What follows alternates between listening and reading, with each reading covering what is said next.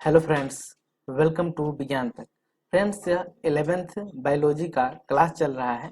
अध्याय नंबर है 15 और अध्याय का नाम है पादपों में वृद्धि एवं परिवर्धन। फ्रेंड्स, मैंने इस चैप्टर का 4 वीडियो पहले ही बना दिया है। साथ ही मैंने क्लास 11th का लेसन 1 से लेकर लेसन 14 तक के चैप्टर्स का टोटल वीडियो बना दिया है। अगर आपने इन सभी वीडियो को नहीं देखा है तो ऊपर आपको यहाँ आई बटन पे या फिर नीचे डिस्क्रिप्शन में उन सभी वीडियो का लिंक मिल जाएगा। वहां से जाकर के आप उन्हें देख सकते हैं ताकि आपकी तैयारी बेहतर हो सके। तो चलिए, आज हम लोग जानने वाले हैं पादप वृद्धि नियामकों का कायिकीय शरीर क्रियात्मक प्रभाव। यानी जो पादप वृद्धि नियामक होते हैं यानी पादप हार्मोन्स होते हैं, उनका क्या प्रभाव पड़ता है। और कई तरह के हार्मोन्स होते हैं, उसके बारे में जानेंगे। सबसे पहला है ऑक्सिन्स। ठीक है, तो सबसे पहले जानेंगे ऑक्सिन्स क्या होता है। चलिए, ग्रीक शब्द ऑक्सेन यानी बढ़ना। देखिए, जो ऑक्सिन्स यानी ऑक्जिन्स, इसको कई बार जगह पे पढ़ा जाता है। तो ये जो ऑक्जिन्स यानी ऑक्सिन्स या ऑक्जिन्स है, यह ग्रीक शब्द ऑक्सेन से लिया गया है और ऑक्सेन का मतलब होता है बढ़ना। सब प्रथम मनुष्य के मूत्र से निकाला गया। यानी जो ऑक्सेन है वो सबसे पहले, यानी ऑक्जिन्स जिसको ग्रीक शब्द ऑक्सेन से बनाया गया है, उसको सबसे पहले कहाँ से निकाला गया था? तो मनुष्य के मूत्र से निकाला गया था। शब्द ऑक्सिन्स इंडोल 3 एसिटिक अम्ल को IAA, आई से इंडोल, ए से एसिटिक और ए से अम्ल, ये एसिड यानी एसिड मतलब अम्ल होता है, तथा अन्य प्राकृतिक एवं कृत्रिम यौगिक जिसमें वृद्धि करने की क्षमता हो के लिए प्रयोग किया जाता है। ठीक है, ये प्रायः तने एवं मूल के बढ़ते हुए शिखर पे बनते हैं तथा वहां से क्रियाशीलता वाले भाग में जाता है। तो देखिए, ये जो ऑक्जिन्स है वो कहाँ पे बनता है? तो यह शिखाग्र पे बनता है। किसके शिखाग्र पर? तो तने के शिखाग्र पर या मूल के शिखाग्र पे। यानी तना के सबसे सबसे ऊपरी हिस्से पे बनेगा या फिर मूल के सबसे ऊपरी हिस्से पे बनता है। ऑक्सिन्स जैसे IAA एवं इंडोल ब्यूटरिक अम्ल पौधे से निकाला गया है। NAA यानी नेफ्थेलिन एसिटिक अम्ल तथा 2,4-D जिसे 2,4-डाइक्लोरोफेनॉक्सी एसिटिक अम्ल कहा जाता है, उसे कृत्रिम ऑक्जिन्स है। तो देखिए, जो ऑक्जिन्स का ये वाला रूप है यानी IAA, ठीक है, ये किससे निकाला गया है? पौधों से निकाला गया है। जबकि NAA है या फिर 2,4-D है, इसको कृत्रिम ऑक्जिन्स कहते हैं। और आप सुने होंगे जो खेतों में ये कुछ घास होते हैं उनको मारने के लिए 2,4-D डाला जाता है। ऑक्जिन्स के उपयोग का एक विस्तृत दायरा है और ये बागवानी एवं खेती में प्रयोग किए गए हैं। आपको मैंने बताया है कि ऑक्जिन्स का जो उपयोग है वो घासों को मारने में भी डाला जाता है। इसके अलावा भी खेती में कई स्थानों पर इसका उपयोग होता है। ये तनों की कटिंग में जड़ फूटने में सहायता करती है, जो पादप प्रवर्धन में व्यापकता से इस्तेमाल होती है। देखिए, जब कहीं पे कलम लगाते हैं यानी काट करके पौधे किसी हिस्से को काट करके फिर से उसे लगाते हैं जड़ में, धरती पे नया पौधा बनाने के लिए, तो उसमें क्या करता है? जड़ फूटने में मदद करता है। यानी ऑक्जिन्स होगा तो नए जड़ निकल जाएंगे। इसको मैं आपको एक फिगर के माध्यम से समझाता हूँ। चलिए, यहाँ मैं ले लेता हूँ, ये थोड़ा सा बड़ा कर लेता हूँ। मान लीजिए कि ये एक पौधा है आपका, कोई ये एक पौधा है, ठीक है, और इसकी एक शाखा है, ये इनके इसमें शाखाएं हैं। आप इस शाखा को काट करके और ले जा करके यहाँ पे लगाते हैं। ठीक है, इस शाखा को आप क्या कर दिए? काट करके यहाँ पे लगा दिए हैं। तो ऑक्जिन्स क्या करेगा? इसमें जड़ विकसित करने में सहायता करता है। ठीक है, ऑक्जिन्स पुष्पन को बढ़ा देती है, जैसे अनानास में।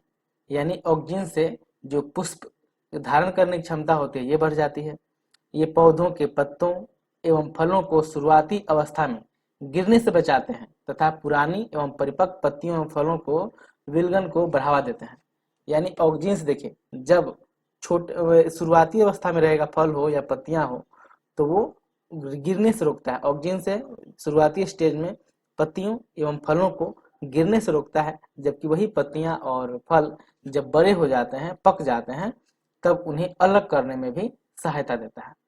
उच्च पादपों में वृद्धि करती अग्रस्त कलिका पार्श्व कलिकाओं की वृद्धि को अवरोधित करते हैं, जिसे शिखाग्र प्रधान्यता कहते हैं।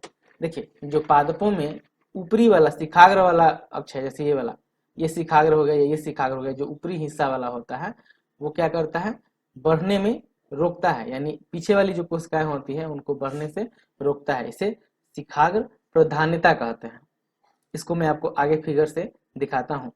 परोह सिरों को हटाने यानी सिर छेद से प्रायः पार्श्व कलियों की वृद्धि होती है। देखे चित्र देना, यह बात व्यापक रूप से चाय रोपण एवं बार बनाने यानी जिसे हम हेज मेकिंग कहते हैं में लागू होती है। क्या आप बता सकते हैं ऐसा क्यों करते हैं? देखिए, ये एक पौधा है जिसका ये शिखाग्र है। ये शिखाग्र क्या होता है, पौधों के पिछले हिस्से में यानी इधर इधर वृद्धि करने में यह अवरोध उत्पन्न करता है। कैसे?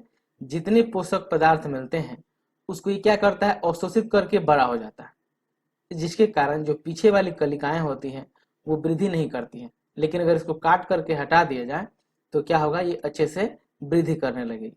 वही किया जाता है चाय वगैरह में, ताकि जब ऊपर से काट दीजिएगा तो ये पौधा पूरा फैलेगा, नहीं तो ऊपर बढ़ता जाएगा। ठीक है। इसके साथ ही ऑक्जीन्स अनिषेक फलन को प्रेरित करता है, जैसे कि टमाटर में इन्हें व्यापक रूप से शाकनाशी के रूप में उपयोग किया जाता है। 2,4-D व्यापक रूप से द्विबीजपत्री खरपतवारों का नाश कर देता है, लेकिन एक बीजपत्री परिपक्व पौधों को प्रभावित नहीं करता है। तो मैंने आपको बताया है 2,4-D का यूज किस लिए करते हैं, खरपतवार को मारने के लिए करते हैं, क्योंकि ये जो द्विबीजपत्री होते हैं उनको तो नाश कर देता है, लेकिन जो एक बीजपत्री होता है उसको नाश नहीं करता, उस पर कोई प्रभाव नहीं दिखाता है। इसका उपयोग मालियों के द्वारा लॉन को तैयार करने में किया जाता है। इसके साथ ही ऑक्जीन्स जाइलम विभेदन को नियंत्रित करने तथा कोशिका के विभाजन में भी मदद करता है। ठीक है। चलिए अब अगला पादप वृद्धि नियामक देखते हैं, जिसे कहते हैं जिब्रेलिन्स। क्या कहते हैं जी? जिब्रेलिन्स। जिब्रेलिन्स एक अन्य प्रकार का प्रोत्साहक पीजीआर है। 100 से अधिक जिब्रेलिन्स की सूचना विभिन्न जीवों से आ चुकी है, जैसे कि कवकों और उच्च पादपों से।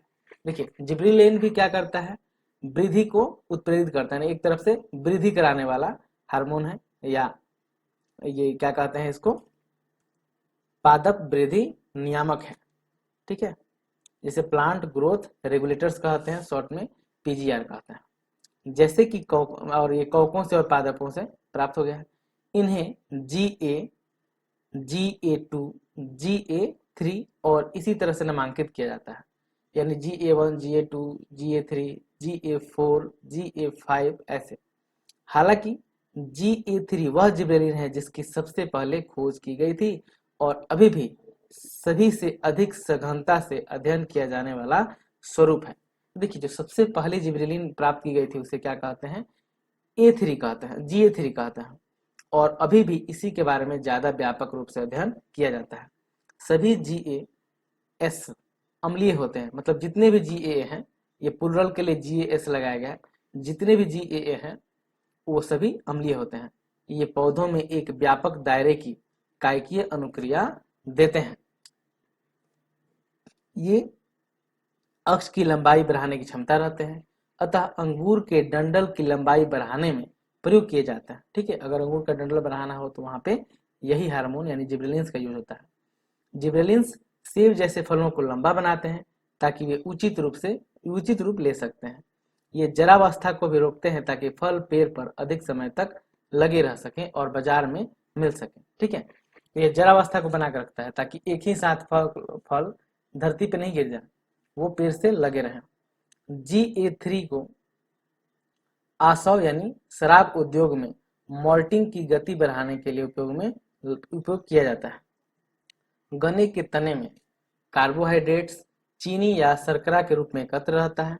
गन्ने की खेती में जिब्रेलिन्स छिड़कने पर तनों की लंबाई बढ़ती है। तो देखिए, जब जिब्रेलिन छींट देंगे गन्ना के खेत में तो गन्ने की जो तने की लंबाई होती है वो बड़ी हो जाती है, यानी गन्ने लंबे लंबे होते हैं, जिनसे उनकी पैदावार बढ़ जाती है।